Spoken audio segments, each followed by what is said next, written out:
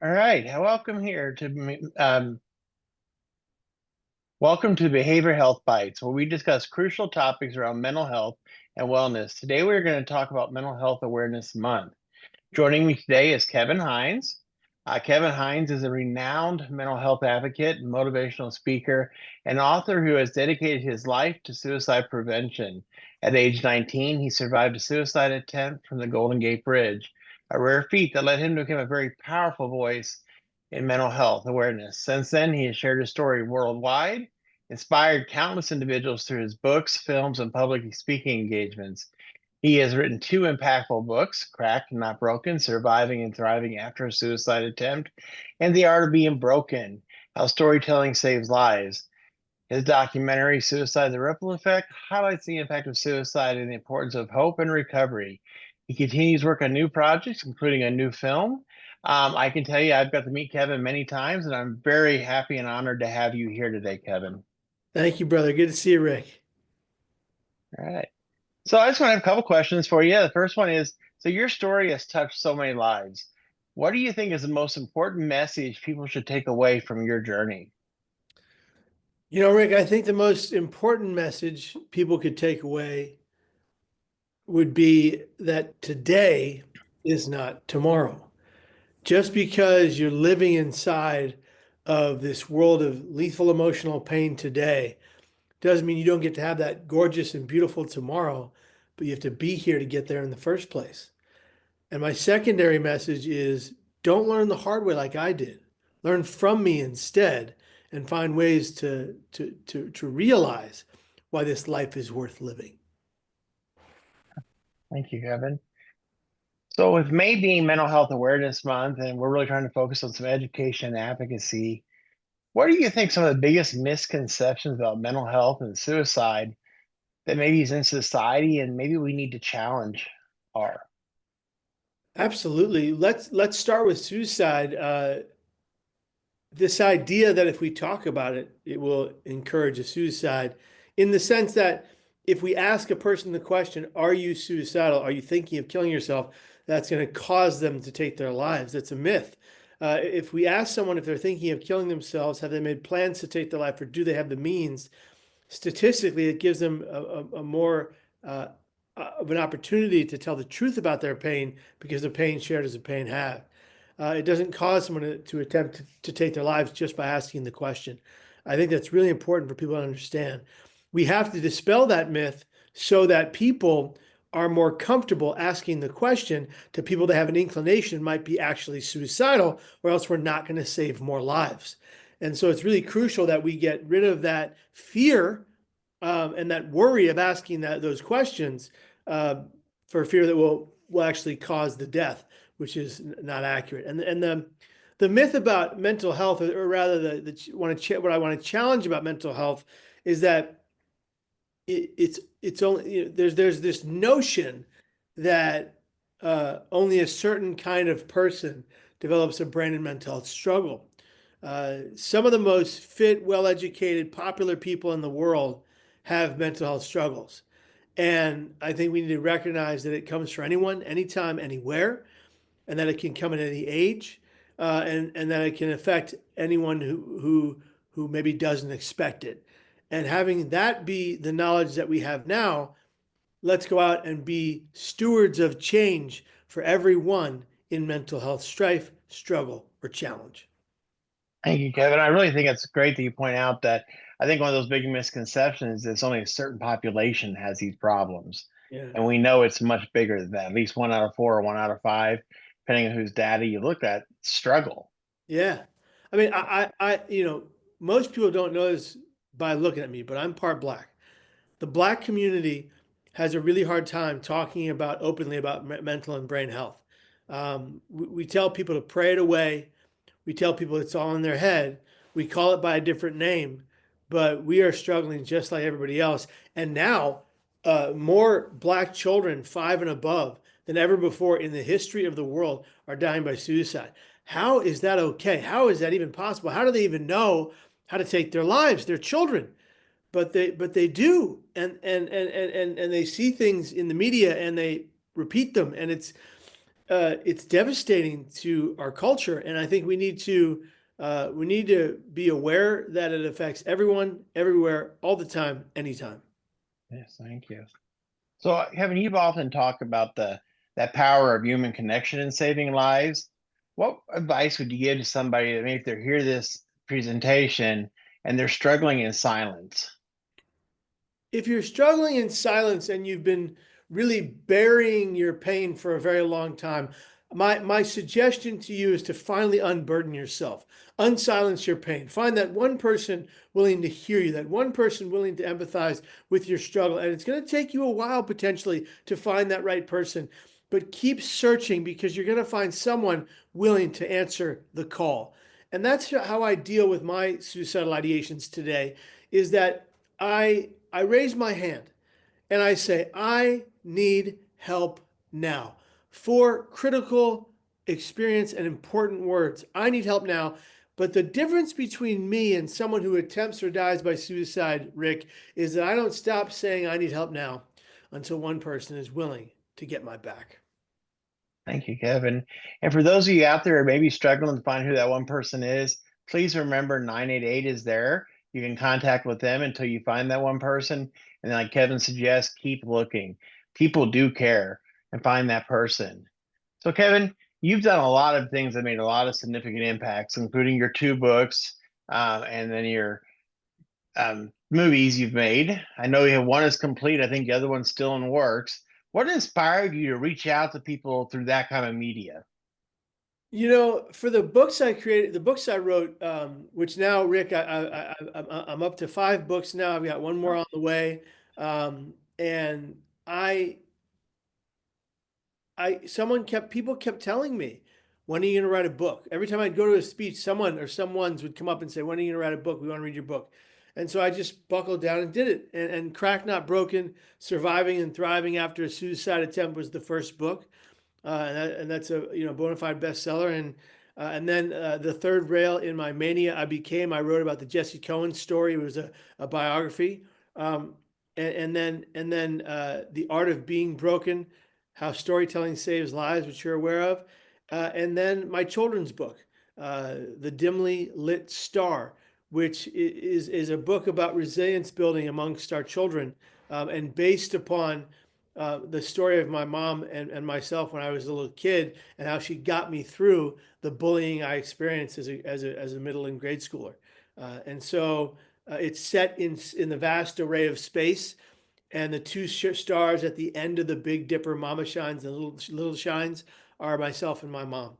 It's a beautiful story, and then my most recent book, The Art of Wellness: How to Find, Live, and Stay Mentally Fit, is available now, and that book is one that I'm really most proud of. It's a book about how to utilize as many tools as humanly possible to change your brain, to change your life right now, as the great Dr. Amen always says.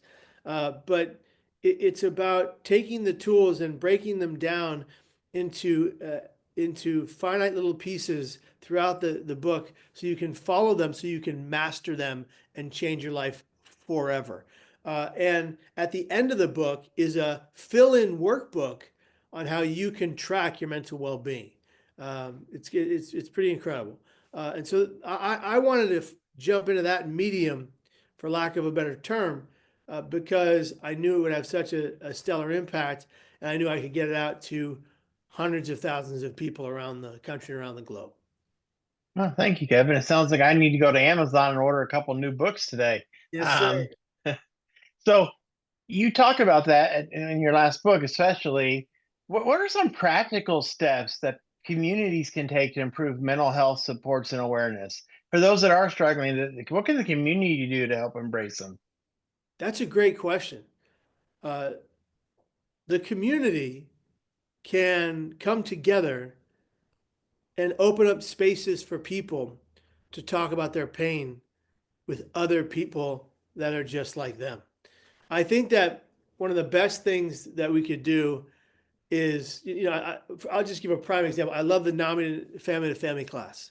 It's where my father learned about my mental illness, and became at the time my best advocate. And there's things like that all over the country, and not just NAMI with other groups. Certainly, I bet with Community Counseling Center. But volunteer for a cause. Go out and be your own best advocate. And really, uh, if the community can open up its arms, if you will, to people in pain and have more physical spaces for people to come to talk about their journey, I think we'd be in a lot better of a place, Rick, don't you? Yeah, I think so. And I think that the more the community is aware, the more the community reaches out. Um, if you're in our area in Cape Girardeau and the 5 counties we cover, in community counseling, we're talking about going green. And that's only for May right now to try to draw some awareness, but we need to do it year round, right? We need to Yeah. let the community know, hey, we are here all year. Yes. So yeah, I think that is great. And I'm dropping a for May Mental Health Month a new video every day of Mental Health Month. And basically they're what they are, Rick, are be statements. Be kind, be patient, be still, be giving, be forgiving. And I define each one of them in the video in great detail. And they've already gone viral, and people are saying that they're helping them understand how to shift their perspective and their perception about their own mental health or well-being or brain health or well-being so they can change their lives.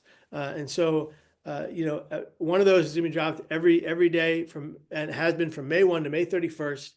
Um, and and the covers of each of them are comic book graphics that we did that are really cool. And they're reaching people. And this is the point. Take the month of May to spread the message of hope, healing, and recovery. Understand that you've got to give back to your community. And when you do, when you give back to your community, you feel better. Then the people Yes. you're giving back to feel better. The people you're giving back to feel valued. And when people feel valued, they don't take their lives. Awesome, great. So, Kevin, with what your story and the things you've done, you've had the advantages of some people. You got to meet some mental health experts around the world. What are some of the most innovative things you've seen that's either happening or maybe on the verge of happening that you know about in the area of mental health awareness? Well, Rick, I'm really glad you asked me that question. I'm really excited to announce that I'm going to Vienna in June for the IASP conference, International Association of Suicide Prevention, largest suicide prevention conference in the world. And we are presenting on, I'm being a part of presenting on a study that Florian Benedict Till, Dr. Nieder Krodenthaler, and Dr. Gutsch put together. These are four of the preeminent and top suicide prevention researchers in the world. And they have determined, and by the way, I didn't ask for this study to be done. They put this study together that determined that the formula for my social media has the effect to save lives, increase help-seeking behaviors, and improve reach outs to crisis centers and services. Now, the best part about this study is that we can replicate it for any influencer around the world, macro to major. So if you're a minor influencer, if you're a major influencer, it doesn't matter. If you have the willpower, the honor, the respect, and the ability to create media in this formula, in this short form formula, you can have the power to save more lives. Now, we're going to arm, if you will, for lack of another better term, we're going to arm people all around the world who are social media influencers to make a huge difference in mental health by creating content with this formula that I've created. Imagine, Rick, the ripple effect we're going to have if we can get thousands upon thousands of social media influencers, large and small, to make this type of content to save lives. It's going to be incredible. Yeah, I'm excited to see that. I look forward to seeing more about that and hearing about that research. So, as we kind of wrap up, um, I want to first of all thank you for sharing your story, always being so open and honest. I've got to, like I said, I got to hear you several times. Just one last question. If you could send one message to somebody who's struggling with mental health right now, today, what would it be? Okay. So I'm going to look right into the camera here. I'm looking right at you, my friends. Okay. All right. So you're struggling. You're considering suicide, maybe. Stop. Take a breath. Inhale 4 seconds through the nose. 1, 2, 3, 4. Hold for 4 seconds. 1, 2, 3, 4. Release 6 to 8 seconds. Purse lips like a whistle, but no sound. 1, 2, 3, 4, 5, 6, 7, 8. Do that 40 more times. Deep resonance breathing. Get that oxygen to your brain. Bring your entire body and mind to a calm. Listen to my words. We're all going to pass away someday. None of us have cracked the code to immortality. Give yourself time plus hard work for things to change. Nothing good ever came without time, energy, effort, and hard work. There's no Uberification to your mental health. There's no one pill. There's no one exercise. You have to put in the time, put in the effort, put in the energy, put in the work for things to change, and they will. Keep going. You are loved. You are valued. You are worthy. And you matter to us. Please stay. Please be here tomorrow. We love you. Thank you. And if you're in our catchment area, community counseling center wants to be part of that process for you. If you're not, I can promise you there's an agency like us someplace close to you. So please reach out. Reach out to your family, reach out to your friends, reach out to 988, reach out to those community mental health providers. We do want you to stay. We do want you to be here. Kevin, any closing words or thoughts? It's been so good to see you again. Good to see you too, brother. I think the closing thoughts are these. Whatever you're going through, whatever you're dealing with, it's not the end. It's just the beginning. Keep going. Thank you, Kevin. All right. Thank you very much. You bet, brother.